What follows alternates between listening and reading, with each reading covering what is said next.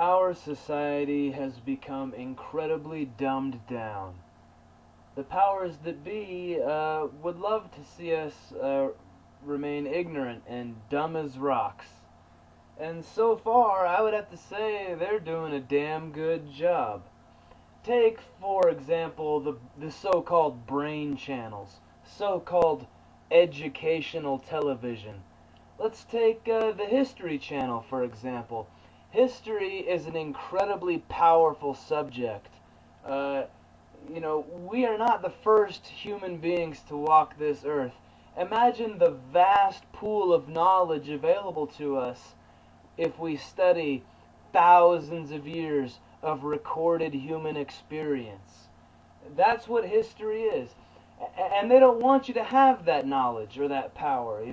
They don't want you to learn from the mistakes of the past. They don't want you to learn, how tyrants have abused their power in the past and how their people have at times successfully resisted those tyrants. Sometimes, even non-violently resisted those tyrants.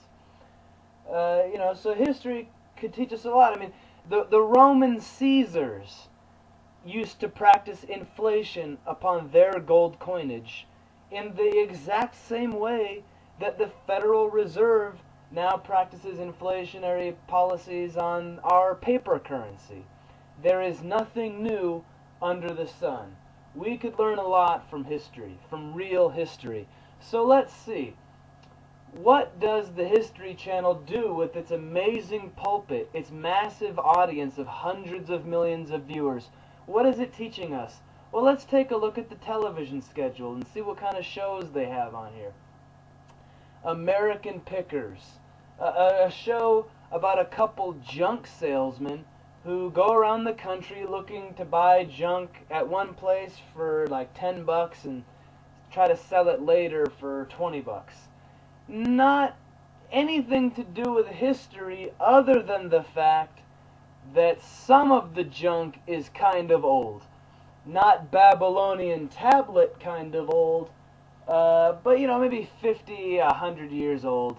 And every now and again, when these guys pick up some Coca-Cola sign from the 1920s, you might get a little paragraph teaching you a little bit about the history of the Coca-Cola Corporation.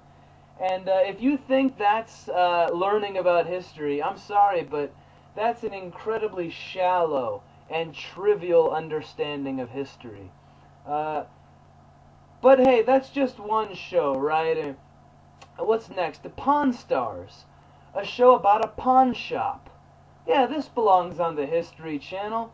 Again, some of the junk is kinda old, so that makes it historical. And who wouldn't want to see a show about a pawn shop? Who wouldn't want to watch a bunch of desperate suckers come in here and get ripped off by some greasy salesmen? These guys could make way more money selling their stuff on eBay directly. But I guess they want to get on TV or something, so they come down here and they sell their last bits of valuable items for a few $100, to pay rent or have some extra spending money or go on vacation or whatever. But yeah, that's considered educational television now, and right after Pawn Stars is another episode of Pawn Stars. And then we got American Pickers again, and we got to check out these junk salesmen again. And then more Pawn Stars, American Pickers, American Pickers, American Pickers. Pawn Stars, Pawn Stars, Pawn Stars, Pawn Stars, Pawn Stars, Pawn Stars, American Pickers, American Pickers. I'm starting to see a pattern here. What do you think? And in the morning, then we got Axemen, a show about a bunch of lumberjacks. Yeah, very educational, very historical. And then right after that, another hour of Axemen, because we can't get enough of that. Oh, and then here we go, Full Metal Jousting.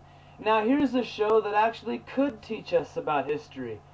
We could learn about society in the Middle Ages and how it was split between nobles and commoners and how they weren't allowed to marry each other or breed together. And we could learn, why are the knights always jousting? Well, it's because they're practicing for war. Why are they always preparing for war? Well, because we're always at war. In the Middle Ages, it was just constant fighting with the next county or duchy or kingdom next door to you. Why? Well, it's because the kings and dukes are trying to expand their wealth and power. Well, why is society constructed in such a way that countless other men have to fight and die for the king or the duke and his wealth and his prestige? Why? What could we learn from the past? How can we improve society? No, we're not going to learn anything about that on this show. We're just going to watch some guys dress up in metal and bash each other, which is pretty cool. I'm not going to lie. It's a nice sport, and it is a sport show. The emphasis is not the history, it's about the sport of jousting. Which means this should be on ESPN. It should be part of the X Games or something. It has the emphasis is not history, so it should not be on the History Channel. Same thing with the next show, Top Shot Crossbow Crossfire. Again, it's a sports show. It focuses on competitive crossbow shooting. Okay, it should be on the X Games or ESPN or one of those channels. It should not be on history unless the show is going to focus on the history of the crossbow. For example, we could learn that governments in the Middle Ages tried to ban the crossbow because in their eyes it put commoners on an equal footing with noblemen. A nobleman had all this expensive armor and weapons and a horse. And he trained for a lifetime in swordsmanship and all this stuff, all this combat techniques. Well, then comes along the crossbow, and a peasant with a week or two of training can take down a king. King Richard the Lionheart got taken down by a crossbow bolt to the dome, and this is why the crossbow was, it greatly upset medieval society in Europe. They didn't like the idea that an untrained, unarmored, poor-ass peasant could take down a highly trained, highly skilled, educated nobleman. But we're not going to learn anything about that on this show. We're just going to see some people shoot at targets, and the red team and the blue team, are they going to face off or whatever, and it's just a sports show, which is great, on ESPN or ESPN2 or whatever. And then after that, we got infomercials for several hours. And then here we go. In the early butt crack of dawn, we finally have some real history.